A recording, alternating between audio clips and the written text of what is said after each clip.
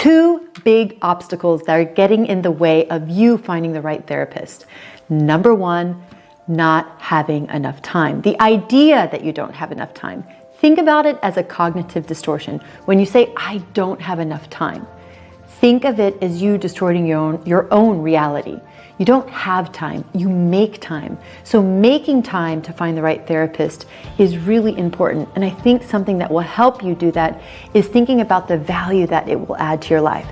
So let's say that you're having difficulties in your marriage or in your relationship or in another area of your life. How much more time, stress, and I would say bad moods are you willing to spend prolonging this thing that you're going through? If you were able to actually make the time and take 1 hour out of your 5-day week to dedicate to speaking with a therapist that is the right fit for you, how much better could you feel in 3 months? How much better could you feel in 6 months? Imagine that you don't make the time to find that therapist. How are you going to feel in 3 months or in 6 months? So it's almost like a cost analysis ratio. The cost of therapy is another obstacle that many people encounter. Most therapists today are charging anywhere between $150 to about $250. Some even charge up to $300 and even $400. But I would say the average cost of a decent, well-trained, well-skilled therapist is anywhere between $150 and $250. Now that can sound really expensive in the beginning.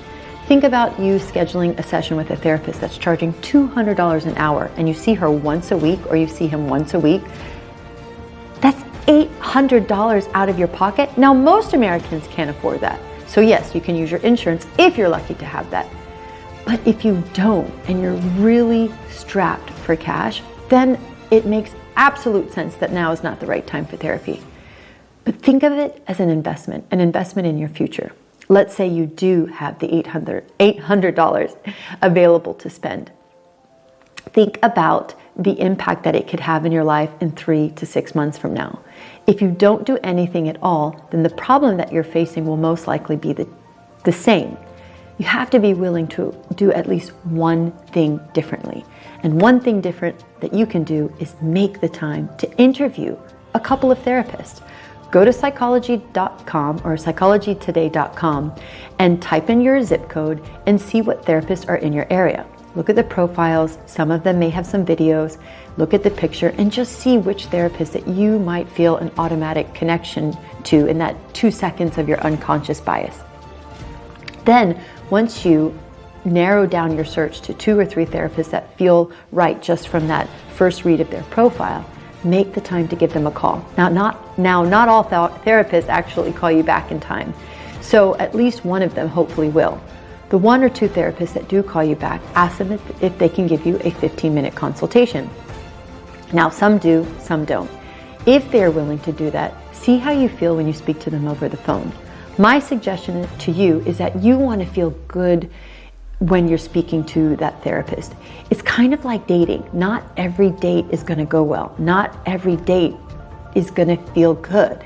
So you want to really feel at ease and you want to feel that you can trust this person and that this person is capable of attentively listening to you, of actively listening to you. Now, the other obstacle, money, right? When it comes to finding the right therapist. So let's say you schedule the consult, you feel really good, and then you freeze up inside with the cost of therapy. Now, I know at first it can sound expensive, but you can look at it as an investment for your well-being, an investment for your relationships, an investment in yourself that will only accrue in value. So I hope you found this video helpful to overcome 2 obstacles that often get in the way of finding the right therapist for you: time and money. You make the time to find the right therapist and you reframe the money spent in therapy as an investment in your well-being, in your relationships, and your overall well-being. Bye for now.